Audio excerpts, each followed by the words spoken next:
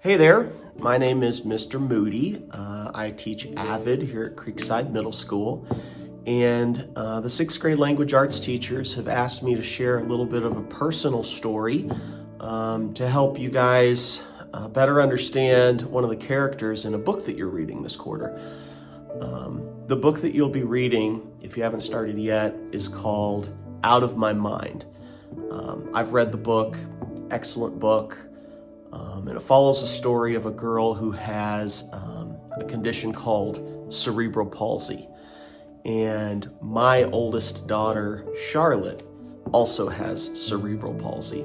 So I wanted to share a little bit with you guys just about our family's story, Charlotte's journey so far with cerebral palsy, because I think this is an opportunity for you guys just to practice empathy and understand the importance of understanding each other's differences and respecting people's differences, and understanding that while we are different in a lot of ways, there are a lot of ways that we're similar, and that our differences don't have to drive us apart, that maybe they can work to bring us together.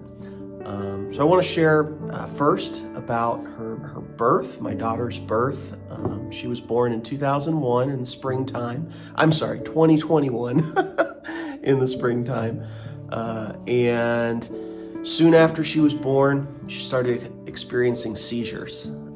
So her muscles were getting really tight. It was due to a bleed. Something was bleeding inside of her brain. It was really scary. Really scary for our family, for our friends, for Charlotte. And it was just difficult. We were at Riley Children's Hospital for quite some time, trying to figure things out. And she had a couple of surgeries early on in her life, in her brain, to save her life. But because of some of the damage that was done from that bleeding inside of her brain, she now has a condition called cerebral palsy. And cerebral palsy, it affects your muscles. So she doesn't have as good of control over her muscles as most folks do. Specifically in Charlotte's case, it affects her left side more than her right side. So the left side of her body is more difficult for her to use, whereas her right side of her body is a little easier for her to use. She struggles a lot with fine motor skills, using her fingers and hands to grab things and write things. Her speech is much slower than a typical child of her age, because each syllable that she makes, it's kind of a challenge. She's fighting against this tension inside of her muscles. And when Charlotte stands, which she cannot do independently yet, her left leg is really tight, and especially down through her foot. Like, imagine you're pointing your toe all the time, and all the muscles in your leg are just super rigid and super tight. It makes it hard to learn how to walk. So she's had to undergo a lot of physical therapy, as far as like stretching her muscles in her leg and keeping them as loose as possible so they don't permanently get tightened up. Now, it will be something that she deals with her whole life, regardless of how much therapy she goes through. Like, most of that stretching that she does is meant to keep things from getting worse. It's not necessarily making it go away. It's just a temporary thing. It's why we keep going with the therapy. Another one of the challenges she deals with is kids her age aren't used to somebody moving as slowly as she does or talking as slowly as she does.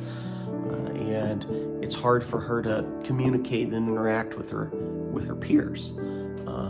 But there are some kids at her school who are just really wonderful friends to her, and they slow down and they'll listen to her and they'll help her with things. And as she gets older and these kids get to know her better, they'll see that she has a lot going on inside of her head. She has a lot of wonderful ideas and thoughts, and she's a very smart girl.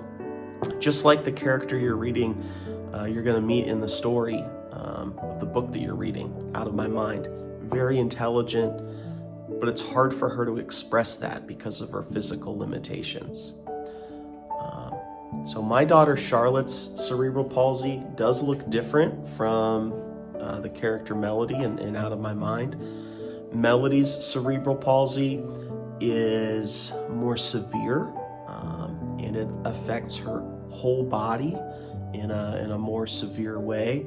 So Melody is in a motorized wheelchair where she cannot move her legs hardly at all, other than just really herky-jerky, strong, big movements. And she can't speak either. She's nonverbal, and she needs to use a machine to help her communicate verbally, which you'll read about in the book. And it's important to understand that people with disabilities, everybody's disability is a unique situation, so it's important to get to know that person and just respect them for who they are, and get to know them and appreciate them for who they are, and not necessarily expect them to be a certain way, or think that you know everything about them because you have learned about their condition. It's just like making a normal friend. You get to know them and how they're unique and different from everybody else, just like we all are. So I hope you enjoy reading the book. It's a fantastic way to build empathy for one another, and it just goes to show you that there's more than meets the eye with a lot of people. So I encourage you to, when you see folks who have disabilities or differences, just understand that that's a person who wants to be friends with you. That's a person who has hopes and dreams for themselves, and if you can do anything to build a relationship or to make those folks feel more comfortable in their environment and around you, and just talk, just be with them, just find ways to make connections, just be kind always. So thank you for reading the book. Thanks for hearing a little bit about my daughter Charlotte, and if you have any questions, please let me know. I think it's a healthy thing to ask questions when we're not sure how to act or what to do, and we can always ask questions. So thanks, guys. Enjoy the book. All right, now that I've told you some of Charlotte's story, I want to show you some pictures and videos to get to know her a little bit better. So I'm just going to start off with a few of her these days. Recent photos. This is what she looks like nowadays, getting around with her yellow walker, and she has her little braces on her feet to help her stand up straight. She's got her yellow and blue bows on here for caramel colors. But yeah, this is Charlotte with her sister Olivia on Easter this year. Just real excited, real happy. Back to the beginning of the story. So after she was born, I told you earlier that she had some seizures really early on, so the doctors needed to put her on some special medication and hook her up to some machines to help her breathe and help keep her alive in those early days of her life. It was very scary. Had to transport her down to the downtown Riley Hospital to get some special care. And this photo here is very special. It was on the second day of her life, and at that point in time, we didn't know if Charlotte was going to survive. So we did a photo shoot with the clothes that we'd picked out for her first photo shoot. That little bow sitting on her head. We couldn't put it around her head, but we laid it on her head and took some nice photographs of her in her first couple of days, because that's something that we'd always dreamed of doing. Here's her room that we stayed at the hospital. Lots of machines, really kind of a scary place, but Riley Hospital staff made it manageable and made us feel welcome and safe while we were there. She had a couple of procedures early on in her life, and then after a while at Riley Hospital, we learned how to take care of her ourselves a bit better, how to feed her, and how to give her medicine that she needed with some shots. And then we were free to go home. So here's her nurses that helped us out so much and taught us how to care for her and with the needs that she has. We brought Charlotte home. It was really beautiful. Beautiful summer day, early summer day, and we had this sign out in our front yard, and it was just super special. We did some more photographs of just our new little baby. And for a while there, you know, just growing up with a baby and doing all the baby things and doing fun stuff together as a family. And as Charlotte got a little bit older, she got some glasses that helped her see better.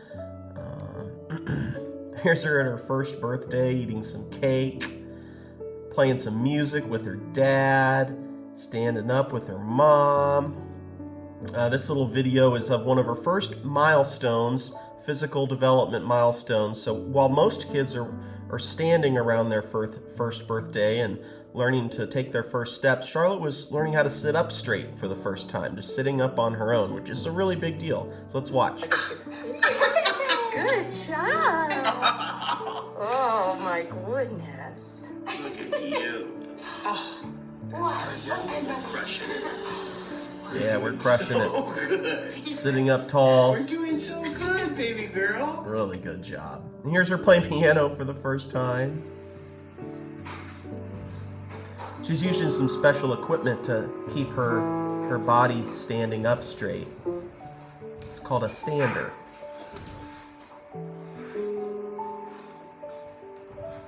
Good job, baby. And then Charlotte got some new footwear. We went to a doctor, and they said that it'd be helpful for her to get these orthotics, these pieces that go on her feet. And these help keep her feet straight and at a 90-degree angle so that she can walk more comfortably and learn how to walk on a nice flat surface of her foot. It also keeps her muscles kind of stretched out well throughout the day, and so they don't get too tightened up. That's her trying those on for the first time, and she still uses those. We get a new pair every 9 to 12 months as she grows. Here we are at the park, swinging. She loves to swing, just smiling on the stairs, playing on an indoor playground. Here's Charlotte spelling her name, which is pretty neat. She loves letters and words. She's very smart, but it takes her some time to speak. So just pay attention to her speech rate and physical movements. A little slower than maybe you're used to seeing. Hey, Charlotte, can you spell your name? Ignore the dog barking.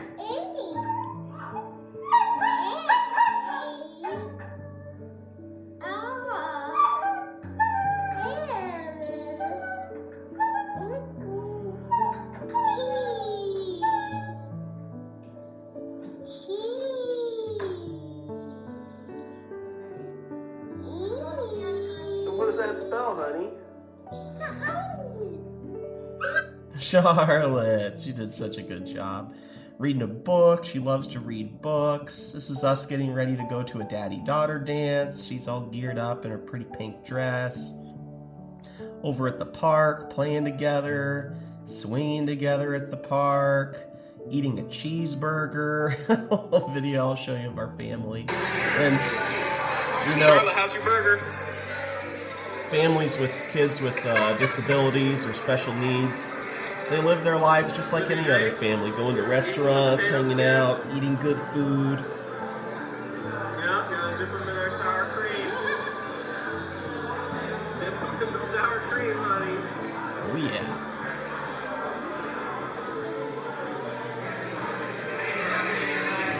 Uh-oh. Neil will help with your burger. And here's us swinging at a park in Wisconsin. And I love seeing when there's equipment like this at parks that's specially designed for kids with disabilities, and it's kind of safer, and so that they can get a chance to play on the playground equipment too. Here's Charlotte walking around at the beach in Wisconsin.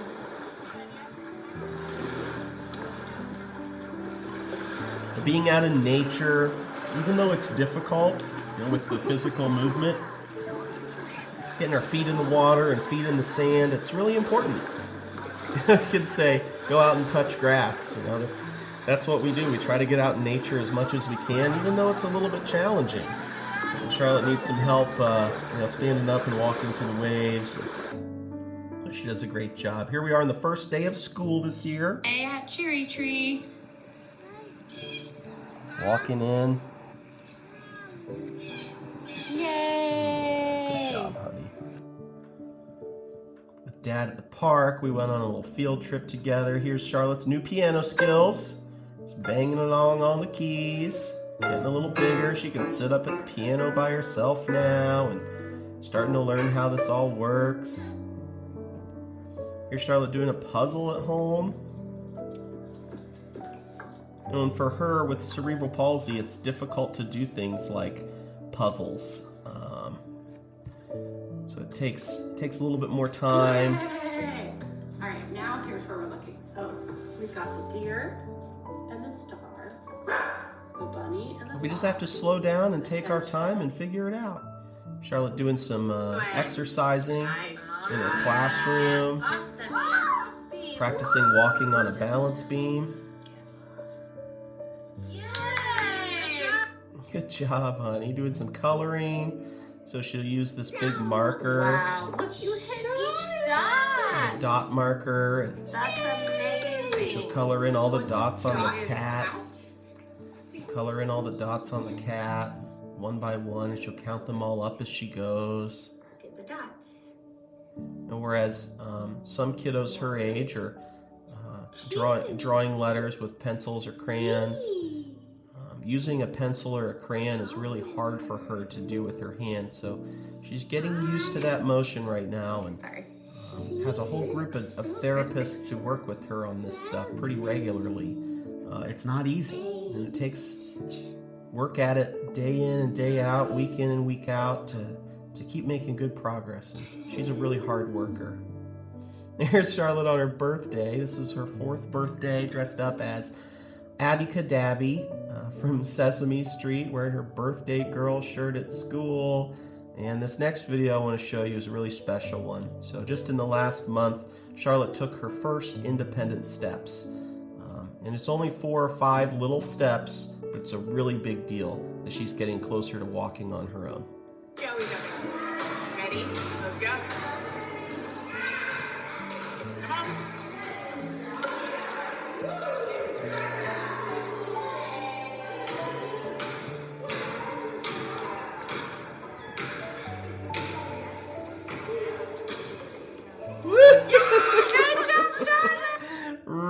Really cool that she's able to do that. So I'm so proud of her, and so glad that I get to be Charlotte's dad, and so happy that she gets to grow up in a community where kids are learning about cerebral palsy and about disabilities, and that we have such great friends around us and people who care. So I hope you enjoy reading the book in language arts and learning a little bit more about people with differences, and that even if it's hard to communicate with people with differences, that we are very similar and we want the same things, and there's so much that people have to offer the world.